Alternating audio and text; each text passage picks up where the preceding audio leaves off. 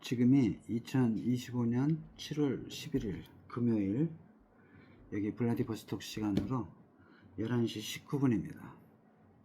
그래서 오늘 촬영을 인수를 했어요. 예상보다 빨리 나오는데, 그래서 그 부분 제가 도착해서 여기까지 오늘 촬영 인수하기까지 간략하게 좀 정리를 하려고 촬영을 하고 있습니다. 유튜브에 올린 거는 제가 시간이 없어갖고 막 대충 올리다 보니까 오타도 많고 막 그렇습니다. 그래서 차분히 앉아서 정리를 좀 해보겠습니다. 2025년 7월 7일 월요일 날 동해항을 출발해서 2025년 7월 8일 15시 30분 오후 3시 반이죠. 3시 반에 블라디보스톡에 도착을 했습니다. 근데 이 이스턴 드리머 이거 하선 방법이 뭐 다른 유튜브에서도 많이 나오지만, 일단 러시아 사람들이 먼저 내리고 짐 없는 러시아 사람들, 그 다음에 짐 있는 러시아 사람들, 그 다음에 우리 한국 사람들 이렇게 내립니다. 그래서 가보니까 입국 수속하는 데가 두 군데밖에 없어요. 그래서 한 번에 몰리다 보니까 하선이 아주 늦습니다. 그래서 제가 배에서 딱 내린 시간이 5시쯤 된 것 같습니다. 오후 5시. 그리고 제가 앞선 영상에서도 말씀을 드렸는데, 일반적으로 비행기를 타면 비행기에서 내려서 입국장으로 가서 입국 수속을 한 다음에 러기지 클레임, 그러니까 수험을 찾는 곳에 가서 컨베이어 타고 나오는 거를 가방을 찾아서 이제 세관 통과해서 이렇게 나가게 되는데, 저도 두원상선도 그런 줄 알았어요. 그러니까 당연히 배에서 내려서 바로 입국장으로 들어서 입국 심사를 했죠. 그래서 나왔더니 바로 도로가 나오는 거예요. 택시 타고 하는데. 그래서 아니 이상하다, 짐은 어디서 찾나 물어봤더니, 코리안 사람들한테 물어봤더니 안에서 배에서 내리자마자 거기서 짐을 찾아서 입국 수속을 한다는 거예요. 그것 때문에 발을 동동 굴렀습니다. 그래서 아니 그럼 어떻게 해야 되느냐 그랬더니 그 사람들도 자기들도 모르겠다 그러네.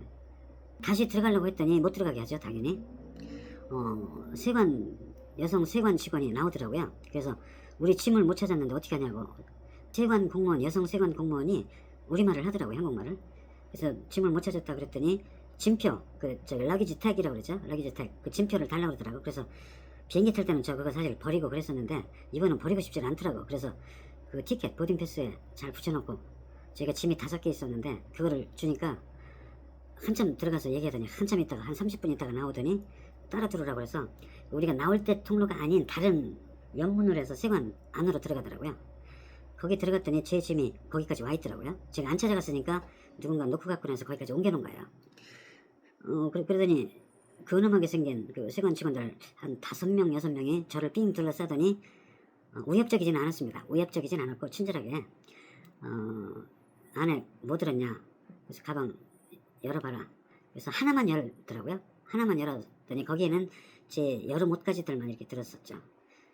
이렇게 뒤져보더니 오케이 하면서 다시 가방을 잠그고, 그다음에 좀 이따 그 강아지가 오더니, 그 개죠, 마약 탐지견, 이거는 담배만 찍는지 냄새를 맡더니 담배가 들은 가방을 찝더니 이거 열으라고 하더라고요. 그래서 열으니까 제가 담배를 어느 나라고 1인당 함부로 밖에 안 된다는 것은 저는 알고 있었죠. 당연히 알죠. 저는 사실 외국 여행 경험이 아주 많은 사람입니다. 근데 아예 뭐 걸리겠나 해갖고 집사람 거 2보로 내 거 2보로 다 해서 4보를 가져왔어요. 근데 그 탐지견인지 그 개가 냄새 맡더니 그 담배 냄새를 맡았는지 이거 열라고 해서 담배를 걸렸어요. 그래서 이거 왜 신고 안 했느냐 그러길래 몰랐다고 딱 잡아댔죠. 그러면서 죄송하다고 몰랐습니다. 그 여성 세관원이 우리말을 다 통역을 해줬습니다. 그래가지고 잘못했다고 인정을 하고, 그 다음에 그 사람들이 드론 있느냐고 아주 꼬치꼬치 많이 물어봅니다. 요즘 우크라이나 전쟁 때문에 드론에 의한 피습을 당하고 해서 그런지 드론에 아주 민감합니다. 드론 있느냐 여러 번 수차례 물어보더라고요. 그래서 없다, 드론 같은 거 우린 관심도 없습니다. 그랬더니 알았다 그러더니 이제 설명을 해주는 거예요. 그래서 제가 벌금을 내야 된다 그러더라고요. 그래서 아유 이게 또 벌금 얼마나 물릴까 걱정을 했는데, 제가 일단 불쌍한 척, 약간 저는 이게 담배 한 그릇씩 외국 여행도 많이 안 다녀가고 2보로는 괜찮은 줄 알았다, 죄송하다, 그리고 저는 옛날부터 러시아를 좋아해서 차이콥스키, 쇼스타코비치, 뭐 소설가 솔제니친, 뭐 도스토옙스키, 푸시킨 이런 사람들 좋아하고, 볼쇼이 발레단도 내가 돈 내고 비싼 돈 내고서 구경도 하고 그런 식으로 내가 음악도 좋아하고 러시아를 이렇게 좋아해서 이번에 오게 됐다. 그러니까 좀 고려 좀 해주십사 그랬더니 충분히 알겠다, 하지만 법이 엄격하기 때문에 당신이 러시아를 사랑하고 하는 건 이해가 되는데 법은 법이니까 벌금을 좀 내셔야 될 겁니다 그러더라고요. 그래서 일단 알겠습니다 하고 더 이상 비굴하지 않게 알겠다고. 저는 그래서 벌금이 막 몇십만 원 나올 줄 알고 은근히 긴장했는데 벌금이 얼마냐 했더니 3,000루블이더라고요. 3,000루블이면 약 55,000원 정도 됩니다. 19원이더라고요. 1루블이 19원. 그래서 오케이 알겠습니다. 제가 내겠습니다. 이 자리에서 주느냐 그랬더니 이 자리에서 주는 게 아니고 벌금을 내는 게 아니고 한 달 뒤에 이메일로 고지서를 보낼 거다. 그러면 그 고지서에 나온 대로 은행에 가서 벌금을 내면 된다. 이렇게 됐습니다. 그래서 그 러시아 말로 되느냐 그랬더니 러시아 말로 메일을 보낸다 하더라고요. 그래서 알겠다. 나중에 뭐 번역기 통해서 돌리면 되니까.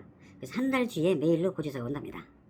그런 다음에 그 서류를 가져오는데 이쪽은 아직 우리 대한민국처럼 행정 절차가 간소화되지 않아가지고 서류를 여기저기 사인하라 하는데 한 50에서 70페이지 정도 되는 것 같아요. 서류가. 그거 다 러시아 말로 써 있어갖고 뭔지도 모르겠고. 그래서 사인을 하는데 제가 20번까지는 사인한 걸 셌는데 그 이후로는 못 쓰겠더라고 헷갈려서 한 7, 80군데 정도 사인을 한 것 같습니다. 서류를. 그렇게 해서 우여곡절 끝에 짐을 찾아가지고 밖에 나왔습니다. 그래서 우여곡절 끝에 약 2시간 정도 거기서 소요됐죠. 그래서 밖에 나오니까 6시가 넘었습니다. 6시 반인가? 여기서 이제 도착한 순서대로 이야기를 하자면 오늘까지 어떻게 보냈나 설명을 드리자면 7월 8일날 게스트하우스 오니까 7시 20분쯤 되더라고요. 호텔 가자마자 바로 환전을 하더라고요. 아니 지금 8시가 다 돼가는데 은행 문 여나요? 그랬더니 저녁 8시까지랍니다. 저는 400만 원을 환전을 했습니다. 하나로. 다른 분들은 얼마 환전하고 이런 얘기가 없어가지고 도대체 얼마를 가져가야 되는지 그걸 몰라서 한참 애를 먹었었죠. 환전 수수료율이 뭐 수수료 없다시피 합니다. 그 네이버에서 그 환율을 보니까 18원인가 1루블에 그랬는데 여기는 18.5원인가 주더라고요. 근데 뭐 한국에서 했으면 18원에다 수수료 띄고 하면 많이 날 텐데 저는 400만원 환전을 여기 와서 하니까 그 환전으로 인한 로스가 전혀 없었습니다.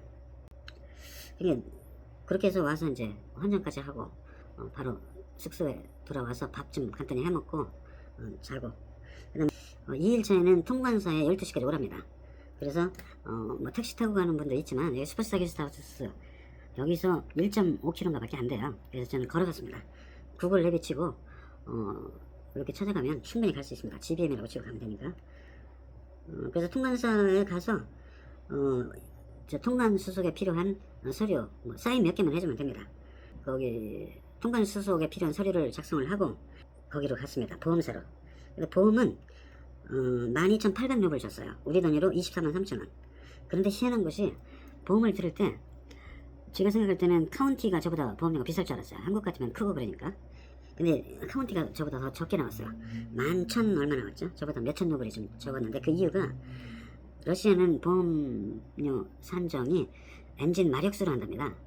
근데 카운티가 저는 한 200만원 넘는 줄 알았더니 150마력이라더라고요. 그래서 150마력 생각하고 저는 스타렉스는 175마력입니다. 그래서 25마력이 더 높아서 보험료가 조금 더 비쌌습니다. 그렇게 해서 보험을 들었고 그러면 이제 그날 끝났고 갔다 와서 여기저기 시내 투어 좀 다니고 그랬죠. 그러면 3일째 되는 날 이제 국제운전면허증 저기 했습니다. 공증. 근데 여기 게스트하우스에서 걸어서 한 15분이면 갑니다. 장 사장님이 인솔 해서 게스트하우스 그 영사관 갔는데 거기는 사진 촬영을 못하게 됐습니다. 그래서 사진을 못했는데 이거는 US 달러로 4달러 그 영사관에 직접 현찰로 지불을 합니다. 근데 국제운전면허증 공증을 받는데 그게 뭐 하는 거냐면 국제운전면허증에 러시아 말이 없어요. 그래서 경찰들이 러시아 말이 없기 때문에 못 읽으니까 러시아 말로 공증을 해주는 겁니다. 근데 그게 공증을 받아가려면 양식이 있는데 그 양식은 여기 게스트하우스에서 사장님이 준비를 해주셨는데 만약 그게 없다면 혼자 가시는 분들은 블라디보스톡 총영사관 홈페이지에 가면 그게 있습니다. 그렇게 해서 일찍 오전에 다 끝나고 오후에 여기 이제 시내 투어 제가 셀프로 집사람하고 돌아다니면서 구경 좀 했고 그 다음에 4일차 오늘이죠. 오늘은 아무것도 못했습니다. 12시부터 차가 몇 시에 나올지 모른다고 어제 얘기를 하셨기 때문에 계속 스탠바이 하고 있었죠. 게스트하우스에서. 근데 아침 10시에 카톡이 왔어요. 오늘 2시까지 그 부두 그 바로 터미널 옆에 있습니다. 거기로 2시까지 오라고. 그래서 저는 내일 통관될 줄 알았더니 오늘 나온 거예요. 엄청 빨리 나왔어.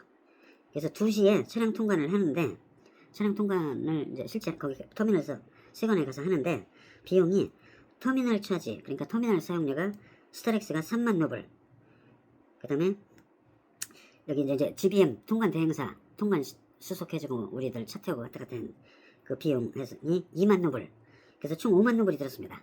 그러면 우리 돈이 넘으면 95만 원이죠. 그래서 블라디보스톡에 도착해서 차량을 인수하는데 필요한 비용을 제가 따져보니까 차량 비용이 12,800루블, 보험료, 차량 보험료가 12,800루블, 그 다음에 터미널 수수료가 3만 루블, 그 다음에 GBM 통관 수수료가 대행료죠. 통관 대행료가 2만 루블, 이렇게 해서 62,800루블. 그런데 이제 카운티는 카운티도 비슷해요. 왜냐면 카운티가 보험료가 좀 싼 대신에 여기 터미널 이용료는 조금 높더라고. 그래서 비용은 거의 비슷합니다. 그래서 62,800루블, 그래서 환율 19원 보면 119만 원이 여기 이제 차량 인수하는 데 들었습니다. 그래서 블라디보스톡에 있으면서 들어간 총 비용을 따져보니까 차량 인수하는데 보험 들고 통관 수수료 내고 그 다음에 GBM 통관 대행사 수수료 주고 이게 62,800루블, 게스트하우스 5만 1,000루블 픽업 비용 포함해서 이렇게 해서 총 11만 3,800루블, 저 같은 경우 그래서 216만 2,200원이 들어갔습니다. 게스트하우스 비용이 비싼 이유는 지금이 아주 최고 성수기예요. 그래서 그래도 호텔보다는 낫습니다. 또 밥도 여기서 해먹으니까 저희 오늘까지 밥 딱 2번 해먹었습니다. 아무튼 한 번 사먹었습니다. 한 번 사먹고 다 여기서 밥을 해먹었습니다. 그 밥 비용만 해도 절감이 많이 되죠. 그 다음에 터미널, 세관 터미널에서 차를 찾아갖고 여기까지 오는데 이제 얀덱스 맵도 있고 구글 맵도 있는데 저는 구글에 익숙해서 구글 맵을 들고 왔는데 약간 긴장을 했었는데, 사실은 저는 유럽에서 운전을 좀 비교적 많이 한 편이에요. 렌트카를 빌려가지고 유럽을 아주 많이 다녔습니다. 미국에서도 렌트카 운전을 많이 했었고, 그래서 외국에서 운전은 제가 뭐 자신이 있다기보다 두려움은 없습니다. 그래서 오늘 차를 딱 받아서 여기까지 오는데 한 15분 정도 오는데 뭐 한국이나 뭐 똑같이 저 개인적으로는 어려움이 없었고 그렇습니다. 그 다음에 이제 주의사항을 말씀드리자면, 뭐 주의사항도 아니죠. 그 정지선을 절대 넘어가면 안 됩니다. 신호등 앞에서 정지선을 넘어가면 신호등이 안 보여요. 우리나라하고 다릅니다. 우리나라는 저 멀리 앞쪽에 정지선이 있어서 이렇게 멀리 앞쪽에 신호등이 있어서 정지선이 있어도 괜찮겠지만 여기는 안 그렇습니다. 유럽은 다 마찬가지예요. 정지선 넘어가면 신호등이 안 보입니다. 정지선을 잘 지키고, 신호등이 없는 횡단보도가 많아요.